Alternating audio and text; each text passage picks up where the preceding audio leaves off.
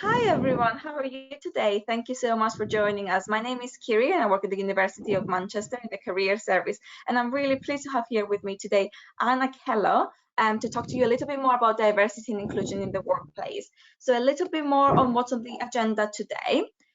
So starting off, I'll give you a really quick presentation about diversity and inclusion in the workplace and some of my top tips.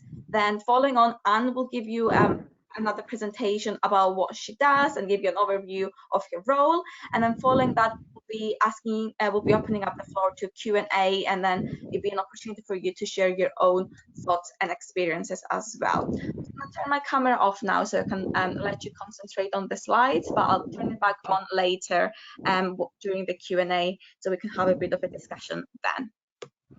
Okay. So, diversity and inclusion, what is so looking a little bit at the background of this is in 2010, the UK government introduced the Equality Act, introducing a set of protected characteristics, meaning that no one is allowed to discriminate against you if you have any of those based on those protected characteristics, which include age, stability, gender reassignment, marriage and civil partnership, pregnancy and maternity, race, religion or belief, sex and sexual orientation. This applies to everything in your life, including the workplace. So think about in an interview, for example, employers are not allowed to ask you any questions around your age, your race, your religion, and they're not allowed to discriminate against you based on this. In the application process, they might have questions around this, just to sort of like get some statistics around how many people are applying from a specific background and how many people are successful and how many employees they have from a specific background. But those are protected characteristics, and employers are not allowed to take those into consideration when hiring. As well. And one I'd like to point out specifically is disability. And when it comes to disability, employers are required to make reasonable adjustments for you in the workplace. So an office needs to be wheelchair accessible, for example, or if you've got a visual disability, they will be obliged to offer you a screen with bigger lettering, that sort of thing. So do make sure that your employer is aware of any of your disabilities, and do make sure that employers are not allowed to discriminate against you based on any of those protected characteristics. So looking more at diversity and why it is important and why we should have it in the workplace, we just have to really acknowledge that every person is unique. Every person comes from a different race, a different ethnicity, and we all have a different gender, different sexual orientation. We come from, a different background, and we've got different physical abilities, different beliefs. So why should organizations really invest in having diverse teams? What is the benefit to them? And there's a lot of different benefits, but I wanted to highlight the three most important ones here. So if you have people from diverse backgrounds and experiences, then that means you have diverse perspectives. So think of a team with people that that have been raised differently or have different experiences. That means that if you pull these people in a meeting together, they can get more creative, they come up with different ideas, and that leads to innovation, and that in turn will lead to higher business outputs and potentially higher revenue growth for an organization. Secondly, it's expensive. It's really expensive for organizations to hire employees. They put time and resources into it, so they want to ensure employee retention. So to ensure that employees remain for a long time at an organization, they need to feel valued, they need to be represented, especially at the higher levels, and they need to feel accepted. So if an organization really invests in diversity and inclusion, that means they build a deeper trust and more commitment towards their employees. So employees are more likely to remain with the organization for a longer period of time. And then lastly, and if you ask me, that's the most important thing, is that organizations and we as individuals, we have an ethical responsibility. So it's an ethical argument of social responsibility to ensure that we create diverse environments, and we provide what we we level the playing field by providing opportunities and creating opportunities from people from underrepresented backgrounds, so as to ensure that equality but also equity also exists in the workplace as well. Next slide. It's taking a second to load. So how or what can organizations do to promote diversity and equality and inclusion in the workplace? There are different things of what they can do, but here's a few examples. For example, they need to focus on fair recruitment to ensure that they're hiring from a diverse pool of candidates and that unconscious biases do not come into play during the recruitment process, judging candidates on their abilities rather than their characteristics. So for example, they can introduce a blind recruitment process where they do not look at names, sex or religious belief, or when looking at CVs. So for example, you might have you yourself, or you might have heard from others that someone might have like an ethnic name and they might be worried that someone's unconscious biases might come into play. So a lot of organizations do not look at the name of a candidate when hiring. They base their decision only purely based on what's on their CV and their accomplishments. Another way for an organization to show that they promote diversity is to ensure that they have diversity across the ranks, especially at the highest positions. So it's very important for everyone to feel represented and to have someone to aspire, that they relate to aspire to. So it's really important that the very top level of the very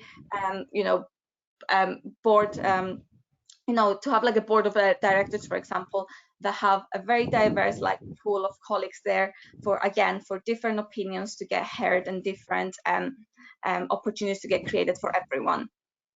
Another thing that organizations can do is to provide diversity training and to ensure that their staff know how to be respectful and how to report inappropriate behavior. And a lot of organizations today enforces zero tolerance towards these kind of behaviors.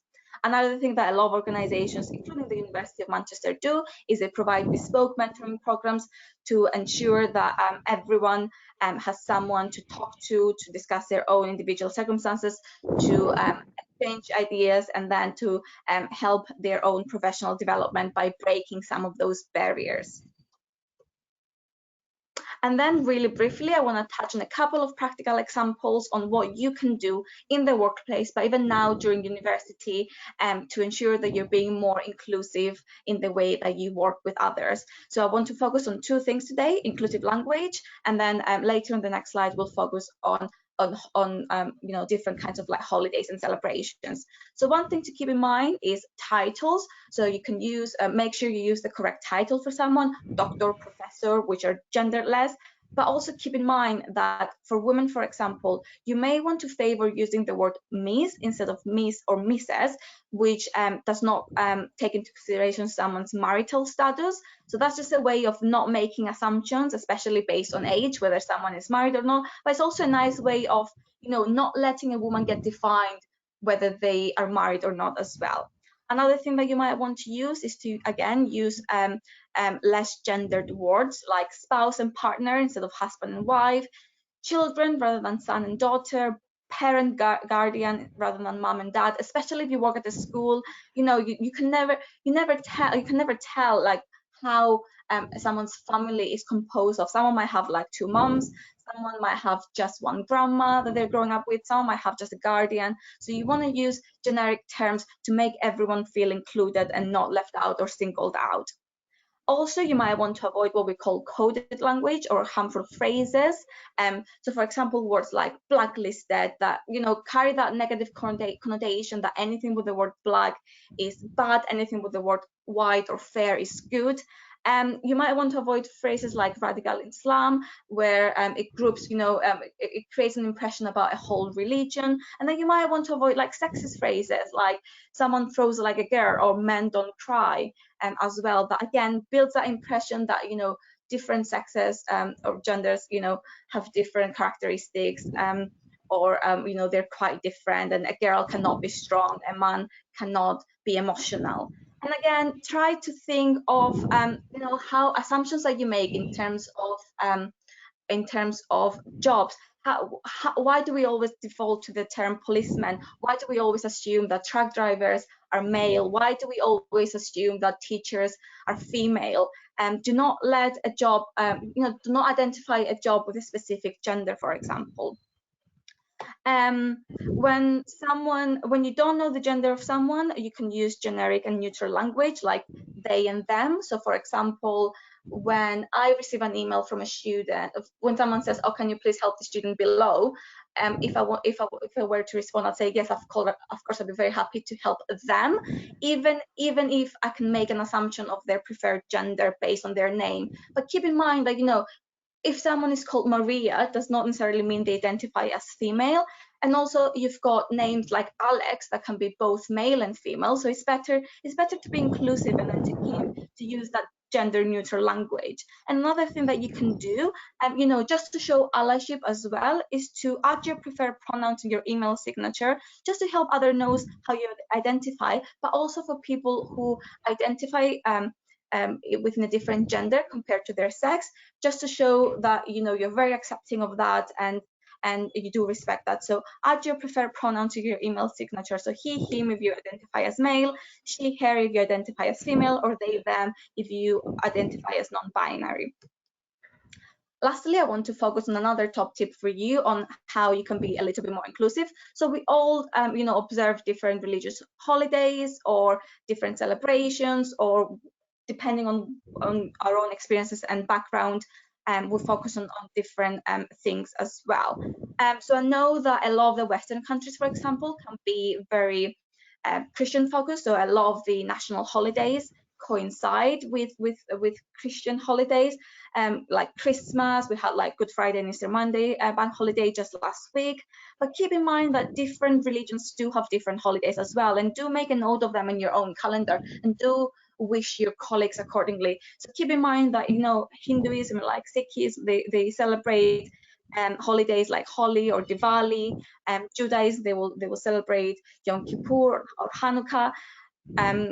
People observing Islam, they will celebrate Eid or Ramadan. And do keep in mind how these affect people. So for example, during the month of Ramadan, you will have a lot of colleagues who are fasting from sunrise to sunset. So if you're in a managerial position, you might want to consider how you can help them, whether you want to offer them a more flexible approach to work, like starting earlier or finishing earlier, just because they will be exhausted from all the fasting, and because they'll be up all night eating and celebrating with their close friends and family. So or one thing that I've done in the past is, for one day during Ramadan, I've tried to fast alongside my colleagues, and then we've broken up the fast together at the end of the day. There's little things like that that really go a long way in ensuring that colleagues feel included and feel appreciated, and it increases their visibility as well. And then we've got other celebrations that you might be observing or following every year, so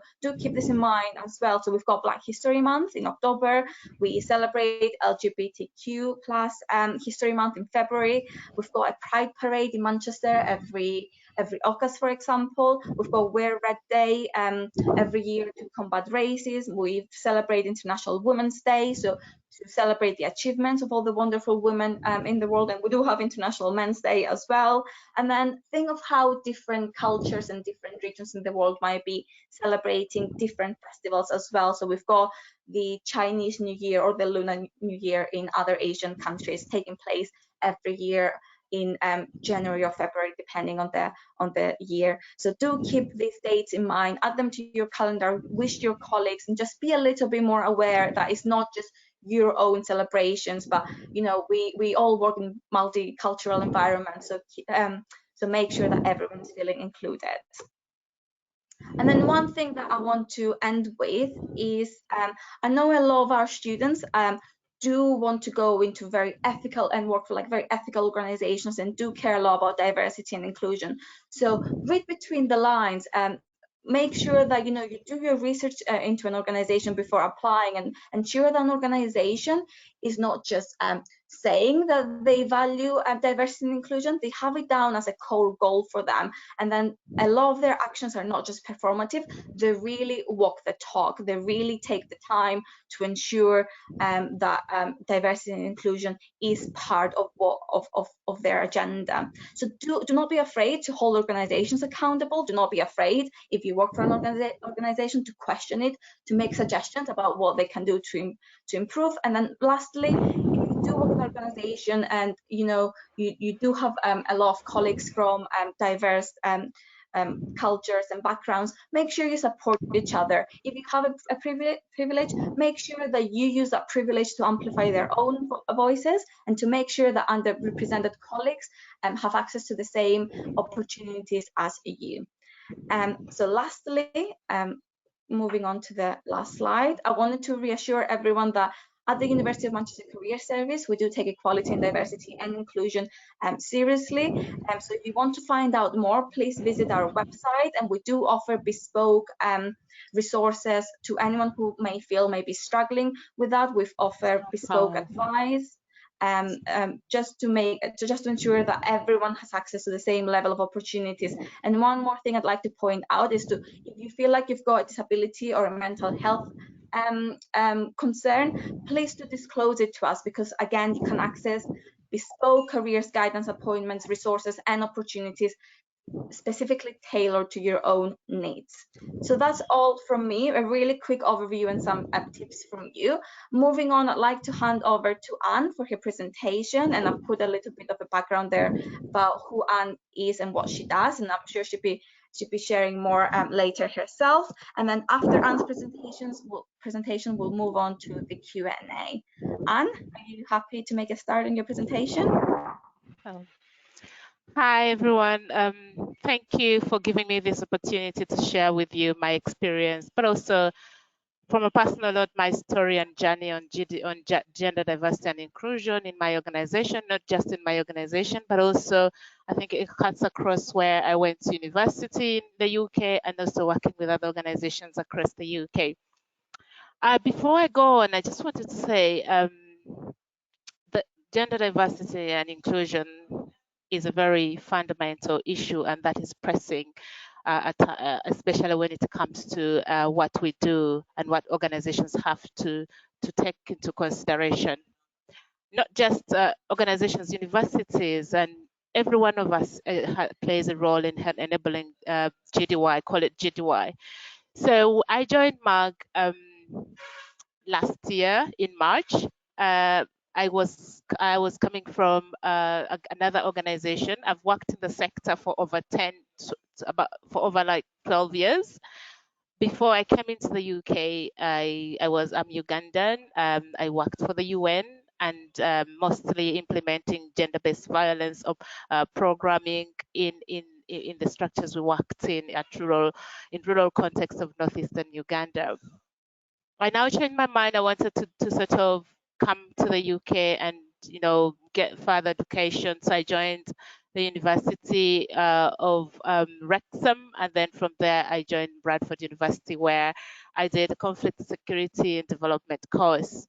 Why this is really important is that diversity and inclusion, equality and inclusion, whatever you call it, is really fundamental to what we do. Especially this becomes even more important at university settings. One of the things that I really learned over being a student in the UK as an international student is embracing the diversity of fellow students within my class and also the wider working groups within the university. It was a very enriched learning for me. Experiences of addressing my own biases, it became a reality. I think it was really challenging as well. On the other hand, how I was perceived being a student coming from a developing country. That is, then before we were categorized as developing countries, we were third world countries.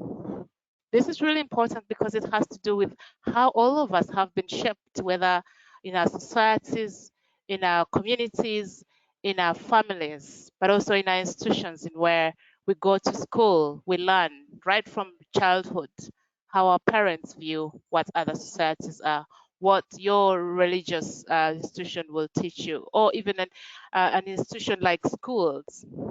It's very important that these have to be at the heart of the diversity and inclusion, looking back where how we can address the root causes of inequality. Especially being a humanitarian aid worker, this is more than important when we have to play a social responsibility as an organization to help people that we are helping to get out of poverty, or supporting them to meet their basic needs and security. This is really important, how we are able to navigate our way to ensure that we are as inclusive as possible, and that we don't reinforce what we think that gender equality is about. For me, my experience from all the universities I've been in the UK have taught me a lot. And I feel like you are well placed to be in a university. For example, Manchester would be like Bradford, that embraces international students. This is really important. When you come to university, you learn a lot about other cultures. And the university is an environment, I keep saying that, where they're, they, they're shaped by those diversity of cultures. It's a lot of learning for everybody, lots of learning for organizations, but also learning for individuals. While you're still at university, trying to find your way, but also thinking about what you want to do, it's really important to use this time at the university to ensure that you appreciate, you learn and unlearn what you already know as being a child. And the heart of diversity and inclusion falls into what our biases are about other groups. And what we have already, the only way we have known about other groups, and perhaps sometimes very uncomfortable conversations about those issues emerge every day in our lives as we address GDY issues in our spaces, in our organizations, in our conversations. I think it's really important to stress that meaningful diversity and inclusion can be very hard, a tough process. It requires people to be as honest as possible, but also requires those that make decisions, those that lead organizations or any space, to create an environment that enables those uncomfortable conversations to happen. It's really important, especially when students like yourself have an environment where it allows you to express, to open space, to be honest about what you feel, but also to challenge your own biases, to open conversations that you feel that could be a barrier to someone else to be included or to be heard. It just goes beyond inclusion. It goes beyond. It goes beyond. It's all about the power, who gets the opportunity, who doesn't. The opportunity to be included matters. The opportunity to be heard is even very important. So those are all the aspects that we address.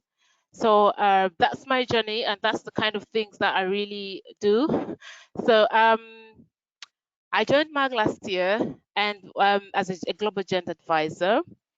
What we do as MAG and why this matters to us is because if you Google, I'll give you that job to Google about about our work, but in a brief, we clear mines in the conflict affected countries. We also support the mitigation of light weapons, small arms and light weapons spread in the countries that we work in, to ensure that conflict doesn't erupt again.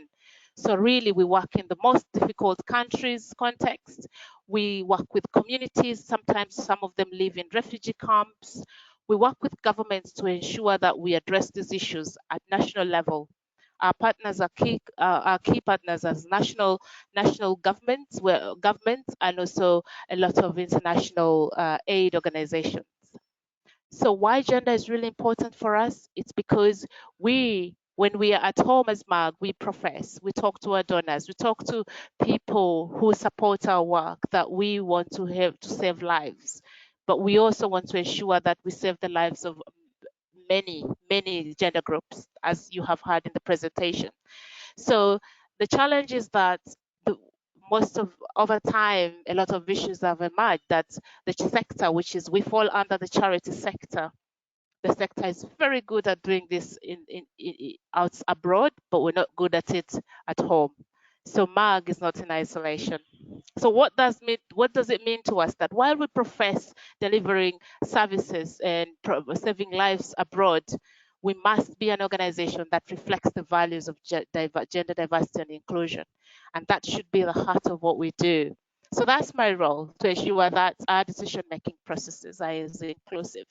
We know that when decisions made at headquarters are not inclusive, we also know that abroad we are not listening to the communities. So this is how we do it. We ensure that we make sure that the SLT, which is the senior leadership team, reflects on gender diversity and inclusion. It's not been an easy journey for the sector, the charity sector across the UK in itself. It's been a very difficult journey, especially with emerging issues on COVID. But most fundamentally, the issues on Black Lives Matter, the movement that caused the sector to be on a spotlight, because a lot of issues around Black Lives Matter were having to do with what the sector does from home and abroad. So for us, what that meant was to reflect as MAG, being under the sector and under the UK, which is a first world developed country. Policy making affects what we do. So what do we have to do? So for us, it was the Black Lives Matter brought up a big awakening for us to ensure that we become even more inclusive and reflect on our processes on a daily basis, including challenging our staff to ensure that in their own micro spaces, they are as inclusive as possible. So for us globally, the pressing issue of humanitarian aid sector as such, as MAG's activities, staff behaviors, and biases are both shaped and formed by a number of border sectoral, charity sectoral sectors on equality frameworks, like the sort of the UK Equality Act. But that that we go beyond that as a sector. So we have to demonstrate the Equality Act by the UK, but we also have to reflect on the countries we work in. How can we translate this Equality Act to make sure that the groups in which we're supporting or delivering services or saving lives are as much inclusive as well? So that's really what we are. So at home, a lot of issues have emerged that as MAG in the sector, we have a diaspora group. Like myself, I'm a diaspora. Many of you might be or may not, but that's what it means. Diaspora of people coming from Africa, Asia, or any other minority groups feel discriminated against in many areas of life. You've heard about the report of gender equality, the race report from the UK, how the controversies have come up. I encourage you to read about those issues. That they are very hard. They are the very hearts when you finish university. They will become a reality to your face, and how you can be able to navigate, but also be able to be very careful how you go into your careers. This is important for you. So now these are the controversies around this, and those all came out after the Black Lives Matter movement. It became very clear that the sector has been a bit hypocritic. That is the charity sector where we fall in. So that really shaped how we do things over the last 12 months, 9 months or so. So yes, a lot of experiences by Bond. Bond Network Bond is a charity organization that facilitates all the charity organizations across the UK to ensure that our policies reflect the values that we profess we do. So we are a member of that. But in that, Bond has been facilitating a lot of issues of why a lot of people in the UK feel discriminated, people of color, people living in the diaspora, imagine disabled, as they say. So all those issues have encompassed and have had to do with what we need to do. They have to do with the policies that we have as a sector. So in a work to that, can you move to another slide, please? Um, Yeah. so, yeah, thanks. Yeah, so here are the slides after this. So equality, diversity, inclusion, those are the emerging issues that the sector, as we say, has been operating under systematic Western ideologies and policies and structures. This is really hard, but I want to make it very, very simple for us as well. So we have, like I really said, about our own assumptions and conscious biases of what we think about other groups that affects everyone, every single person in your space, and affects you and me every day. So because of that, the institutions that bred us differently. The two different worlds we have bred us differently. For example, one has been taught to be you're superior to the other, and the other has been taught that you're inferior to the other group. So those are the kind of things. So what it means here that the charity in itself has been operating under the colonial system that sees the West as superior to other countries. So what does that mean to us, you and I, on a daily basis? It means we have those we've grown up with those mindsets. I have had to learn a lot about I'm not inferior because I've grown up knowing I was inferior. Born in Uganda, in a in a very rural country, knowing that any person white is superior than me, and that they are the top, and I'm always going to be looking up to them for anything. And that's what the aid organizations in our countries had done, had created that sort of thinking. And that's a huge proportion of us who grew up in Africa know that our saviors are white, because it's always the sector that is they're really doing amazing job.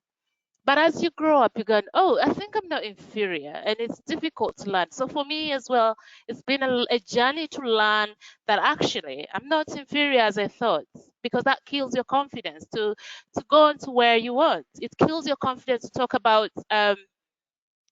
It kills your confidence to talk about, to articulate things that you might want to articulate. And to feel that, and that's an example of that. I want to say that we are in the verge, we are at the stage where we need to challenge the status quo and challenge those thinking as individually, but collectively establishing an understanding that's not everyone's fault, that we had those perceptions and biased thoughts about each other. So yes, the sector operated in that. And how do we unlearn or undo what the sector has already done in those countries? Reinforcing white and promoting white privilege. Specifically for the sector, this is really important for the humanitarian aid sector. For some of you who may want to come join, it's a really interesting sector. It's rewarding, fulfilling. But that's the challenge of GDY. This is where everything lies. So yes, that the sector has been promoting white saviorism. You have been reading about the controversies about, all the structures of inequality, all that. You have enough time to research, but that's what's affecting the sector. So the sector has actually been racial blind, that is not thinking that there's racial discrimination. Yet in lived experience, a lot of staff, a lot of reports come up that some certain minority groups are discriminated against. Some of the work has been donor driven. People who fund the work we do have conditions attached to those funds. So it's not just us making it up, but some of the works we do are embedded in policies and donor-driven work that conditions us to do certain things. So a lot of these issues are on board, at board, and they're at policy the conversations. Yes, so we shape the policies under which we work globally as a sector, because we have lots of projects across Africa, across Asia. So our policies come from the West, and that we reinforce those policies to leave that not to tamper what we think that works best. So we do the fixation of people we support rather than empowering them. So systems of power and decision-making processes uphold racism. That's what a lot of issues around the charity sector is coming up. So yes, those are the emerging issues. Can I move to another? Can I move to another slide, please? Yes. So the nexus between race and INGO sector, that is international and government organization, we fall in the sector, the charity sector, and MAG falls in. Operating, I've said, it's operating under systematic structure of inequality. Policies are driven by the West that must be implemented back in the countries that we work, and then the sector policy promoting whites privilege and power. Yes. Do you want to go ahead again? Sorry. No problem Yeah, at so all. the impact, sorry, thanks. The impact, what I've just told you it has a lot of impact on what we do every day. On that, though, that in a reality, the sector is there. It's already there. And it's something that as MAG we have come to terms that we must confront these issues. however uncomfortable they may be, it's a key, it's the heart of what we do. If we want to be an organization that embraces meaningfully inclusion and diffuses those power discriminations that happen across all our processes and structures within the organization. Racial discrimination has been a reality in the NGO world where MAG is part of. Sector operators unbiasedly works under those constructs. It also suffers the white gaze problem. That means unless policies are made in the West, that's not valid. That has been the norm. And it's something that I have witnessed because I've worked in countries in the UN, and all those things I've seen as lived experiences. But the reality now, the good thing is about that now it's becoming very the charity sector, these hard conversations are happening and a lot of awareness is happening, and MAG is taking helping shape how we do things. Why is that important? Because organizations have learned to listen to people who feel they've had lived experiences, and organizations are now working to create more spaces to ensure that people who feel excluded are actually heard in the first, and those issues that come up are taken into consideration in every process of what an organization is doing. And that's what we're now doing at MAG, and that's really important. This is important for you, this is important for me, this is important for everyone after you, because that's where we're heading.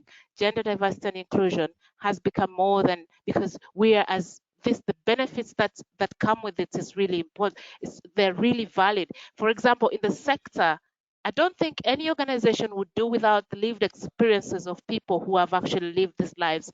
If they're actually, the heart of their work is helping the people they're supposed to help.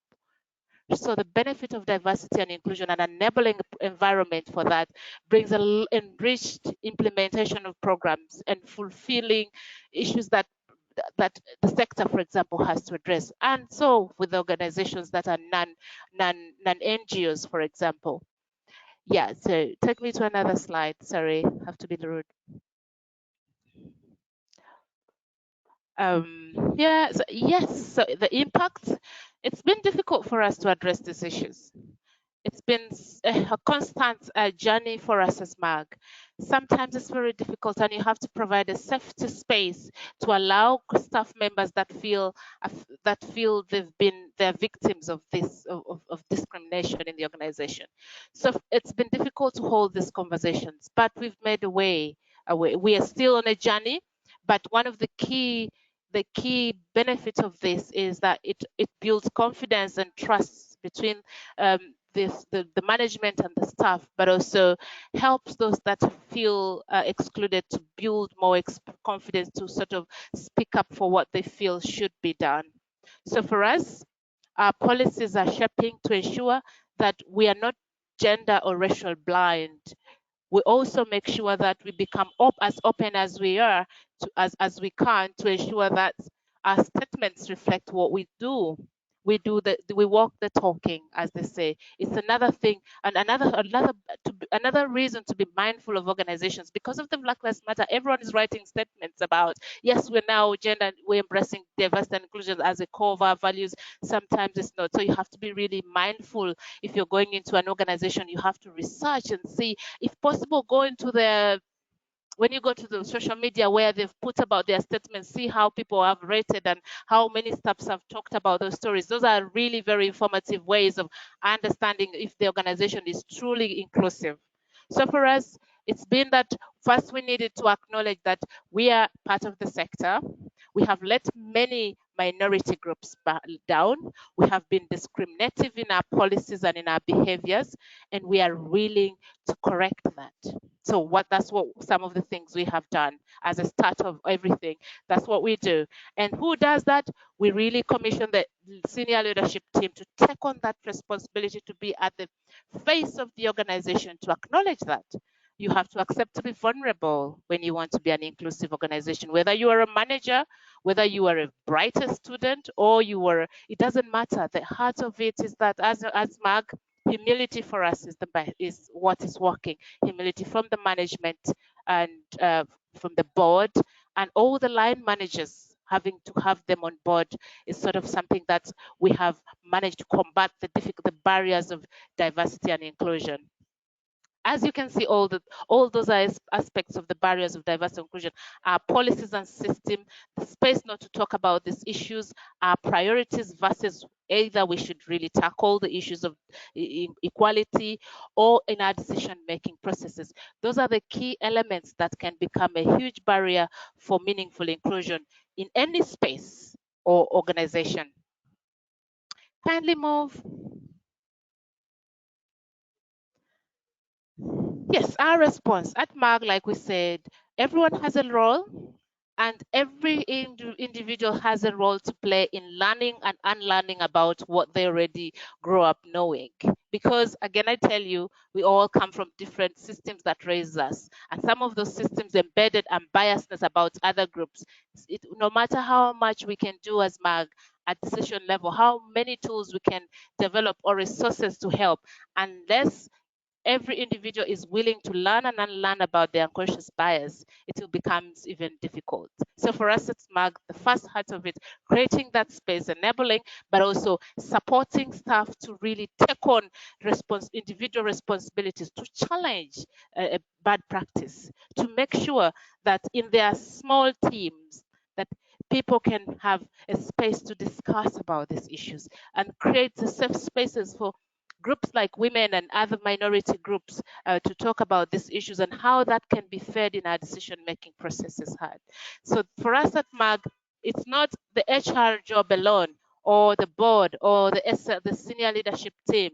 It's a whole group of staff, including from top to bottom or bottom to top, including our partners. So everyone has a role to play because we believe it is in those processes that people become truly inclusive, but also it's when we begin to see the benefits of unique diversity of groups that bring into an organization for us. So it's important for us that everyone gets to reflect on their own biases and learn what they need to learn and learn what really jeopardizes what we want to see at micro level. That means small, right from small teams. This is what is happening for us.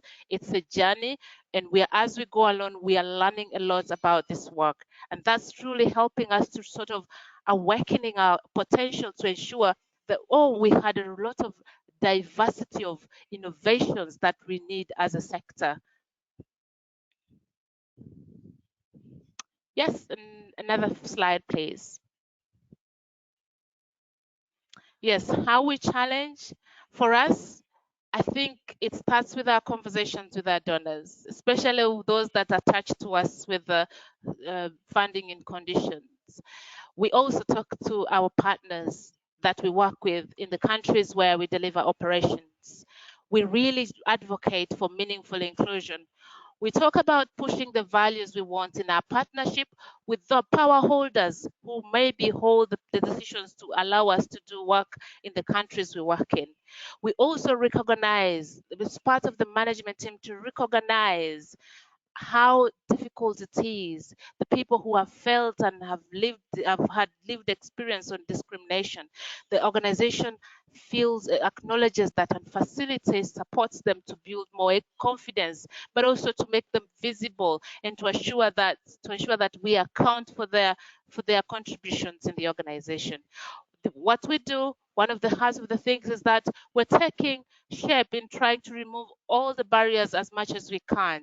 It's not that we're perfect already, we're not, but it's a constant learning, as I've told you, because we have to navigate between um, priorities and what needs to be done. What is the donor, what does the donor want? But because we can't leave what the donor wants, because that's the heart of saving lives. So we need to navigate, but as much as we do that, we try to remove the barriers. That means enabling challenging line management to ensure that the decisions they take include those that need to be included, and that in every programs that we have across the 26 countries, we ensure that the program leadership teams enable a space for conversations on gender diversity and inclusion, and bringing input from different staff of different diversities. For us, is what's really is important is how do we as MAG create that space enabling and make an organization, an enabling environment for everyone to feel their belonging and feel that they are contributing to what we're doing.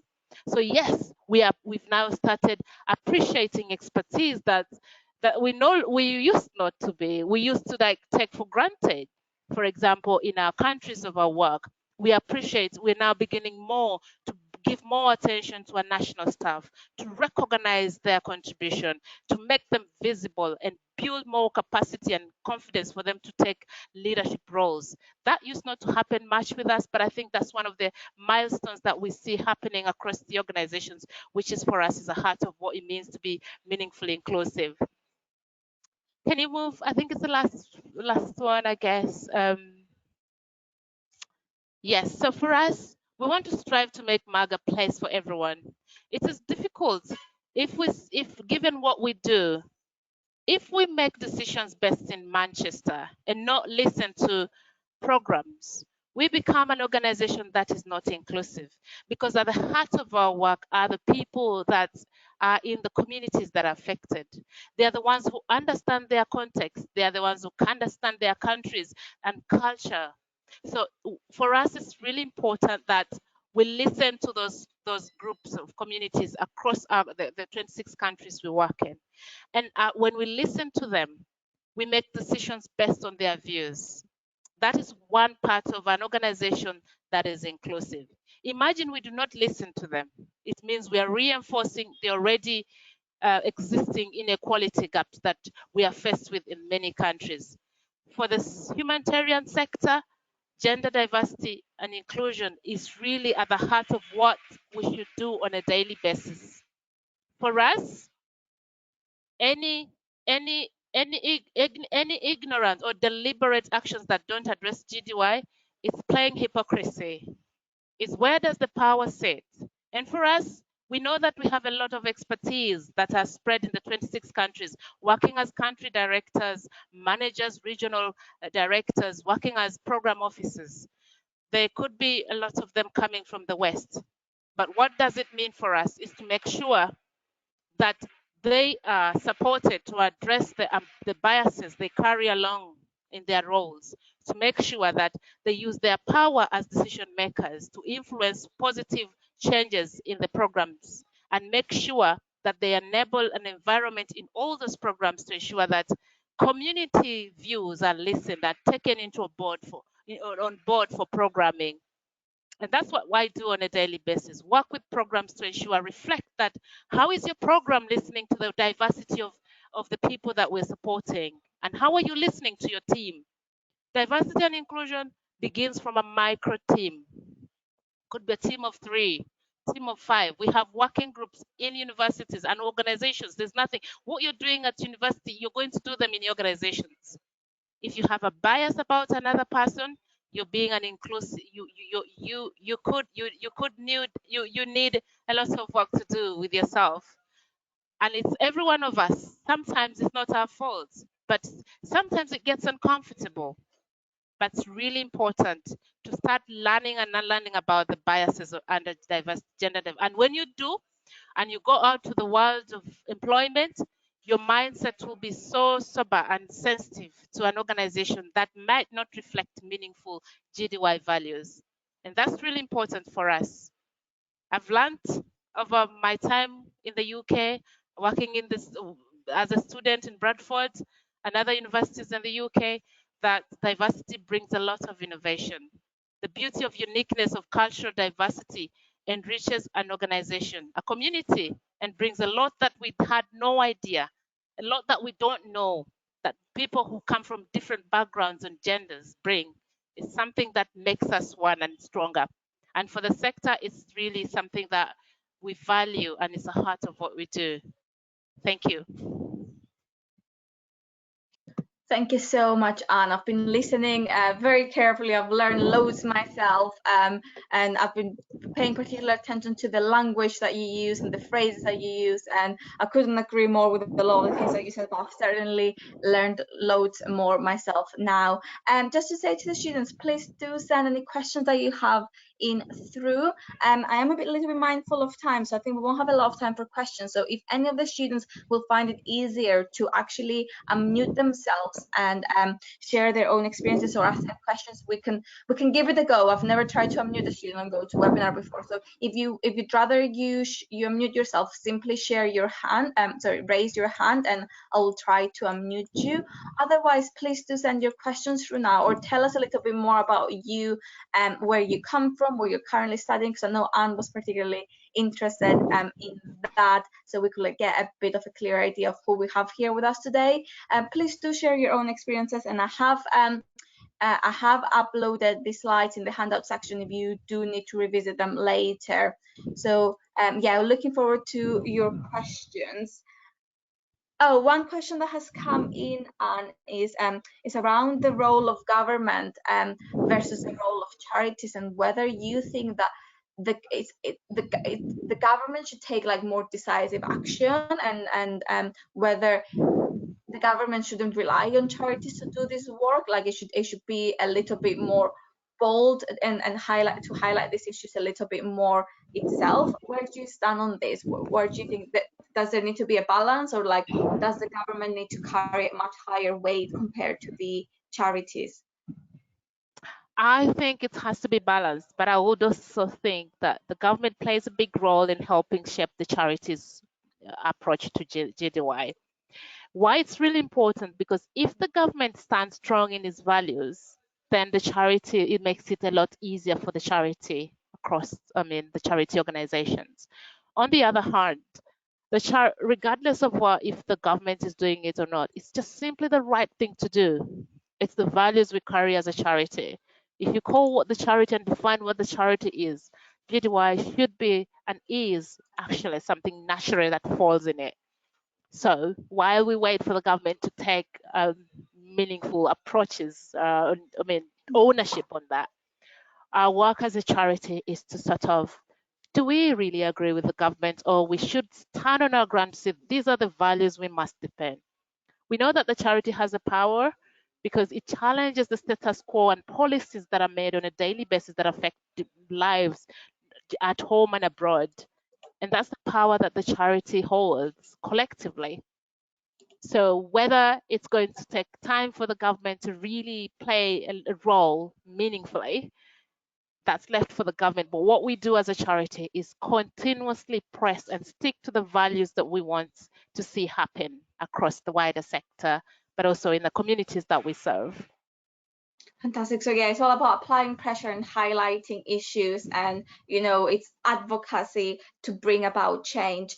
A couple of students have noted, there seems to be this sentiment that sometimes they get very overwhelmed, reading about these issues, talking about these issues, and they want to see what you do, because I know especially for someone that might not be affected by certain, like myself, that I'm occasionally not affected by some of those issues, it's very easy for me to detach and read about them and share something on Instagram, be a little active, but then put it on the side because it doesn't affect my every day-to-day life, and that's a privilege. But then I'm wondering, with you, when this is your line of work, what do you do? Do you put system in place where you say during the weekend I'm not going to read the news, I'm not going to engage, I'm going to talk about lighter topics, or is it so consuming that it's all you think and all you do and all you talk about? It's difficult because it's in me. I almost talk about it every day in spaces, because the thing about diversity in the context of humanitarian work is it just resonates with your life on a daily basis, and who you talk to, even from family settings. These structures are still there, and when you work in the sector, is the kind of things that you see happening sometimes really drains you emotionally, especially when things are really happening and they shouldn't be happening like this. Yes, so I do try to detach, but I do try to make it what helps me really is that look at every step that's happening and see it as a positive thing. And there's no any other time as this that I've seen a lot of positive steps, whether you people see it as bad, but the fact that the real reality has become visible, that even change makers can see, policymakers can really see that. How long will they drag? This is the reality of changes has to come. For me, it's an uplifting thing. So the momentum has to go. And I think it's really good that momentum keeps on. That's really But when the momentum goes on, change comes. Change is about to happen, and that change can be forever for everyone that has felt, you know, and I think for people who have the pain that has been in the past, that these issues weren't talked about, we would not have this conversation. So, I mean, a year ago or so. For some of us, we now have this opportunity to talk about these issues in all spaces and embed in our children and students. And, this is powerful. We can no longer live in isolation because it affects everyone. It doesn't, it might not affect you, it might affect your child, for example. So you look ahead. What can you do now that might help the other in the next generation? For me, I think it's positively, it's amazing. And I guess it's a whole argument that, you do something that benefits others and maybe doesn't benefit you directly, but then when it's Yeah. your turn to, experience some sort of like injustice, you will expect the same things for other. So, it's a bit reciprocal, don't look only after yourself, like look at the more at how we can make our whole society more equitable Yeah. as well. Which brings me Yeah. nicely to my next question that a couple of students have asked is, what advice do you have for them if they want to, sort of like get into that activism space, how they can get started, identifying a topic that they're interested with, how do they go about it? And, we hear a lot about grassroots organizations and, building momentum from, a small community having such a big impact. So how would you recommend our students go about the issues that they care about? Okay, that's really good. That's the start of your activism. It starts with your family. I don't know the allies, but it also starts within your allies, friends.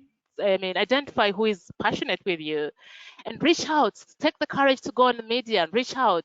People, connections, networking is really important. And once you have that, it's really good. And I think for me, it's really lies in friends. Sometimes it's really difficult. Sort of, a lot of your friends might not be like you, and you have might suppose suppress that passion, and you're like, how is everyone going to think? You might have a circle of friends that you feel you're alone, and that passion grows stronger. Change um, change if it's not moving with those friends. Change the circle of friends and tap into those that you know. And I think one of the things is that get out of the uncomfortable zones to network with the friends you're used to, because that's another thing that is a barrier to inclusion or embracing inclusion.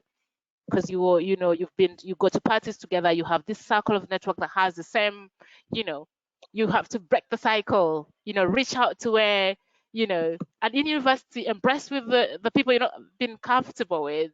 When I was in Bradford, I was always very comfortable with only students from Africa, because I knew that they identified, all our values identified similar, and I felt comfortable. But I guess I was missing out a lot. And after my second year, I decided to say, I want to reach out to another circle of white colleagues. And you know what? My perspectives really changed. I learned a lot that I didn't know before. I actually learned my white colleagues were amazing, you know, very passionate about the things I had. So until I broke the barrier of getting comfortable with the circle of friends I know, same town, same race, same what, get out of that a bit and go and go to your Asian friends, go to your African descent. I mean, make friends. Just do that. You'll be surprised what you discover, and that's already what it is. Thank you. That's one of the advice I keep hearing a lot. Like, don't assume that you know what people want or what might help them. Go and speak to them, engage with them. And I see that a lot with our students, international students, for example, there is some comfort there in, finding people from the same nationality and you just celebrate, some of your country's national holidays together and that sort of thing. But the whole idea of university is coming here and engaging with people from different cultures. And if I can just add a very shameless plug, we do have a social quiz with speed networking this afternoon for any of the students who are interested to get to know each other and talk to each other, and expand your social circle to include people from diverse cultures. And especially if you've moved from a different country to the UK, it's really important to really get to know British people, for example, because unless you talk to them, you can't really understand the culture or their pop culture references or their history unless you actually get to know them a little bit more. And that's how you integrate, but you also share part of your own heritage with them. You increase the visibility of your country. You share your history, you share your culture with them. There's nothing I love more than a potluck dinner that everyone makes, a dish from their own country, and everyone pulls that together, and then you Yeah. share stories of how it is to be back home. So and I'm very mindful of time, so I was wondering if you could just leave us with like one last piece of advice for our students, like something that you really want to highlight to them, to help them, get started on this process, like thinking of diversity and inclusion, challenging their own biases where those exist, and how they can move forward with, making some noise about this issue and really making a difference in our society. I leave you with three key things. Get out of the horizon, go out and get to mix with the people you feel, and well, I've always done that. The people I feel uncomfortable because of what, that's one. Two, you require boldness. Know who you are and require boldness. It's the right thing to do for every one of us. If your boldness can save millions of people hidden under oppression and discrimination globally. And I don't know your ambitions after university. I had one ambition is that I want to work globally. But I couldn't have worked globally if I wasn't exposed at university with an array of diversity of students that came from across different countries. And as I speak, those networks are keeping me alive because they're spread across the country, across countries with different culture, and activism needs that. So you have the benefit, you still have that time at university. Utilize it as much as you can because you will need it when you get to work, to the work environment, and that's what's going to happen. Wonderful. Thank you so much, Anne. I'm really grateful for all the valuable advice and insight you share with us today. Hopefully, when the conditions allow it and you're back in the UK, we'll have you on campus to give a similar presentation again. I want to say a huge thank you to all the students today as well for all their engagement and attentiveness and their questions that they sent through. This session has been recorded, so you can revisit it if you want to view the slides again. You can also download the slides from the handout section, and hopefully you found it really, really useful and you'll apply some of the things that you've learned today. Thank you so much once again, and I've Thank definitely you. learned loads, and I'll be keen to hear more about from you in the future as well. All right. Thank you so much for having me, and all of you have a good day. Thanks. Enjoy the rest of your day. See you again Thanks. soon. Bye. Say bye.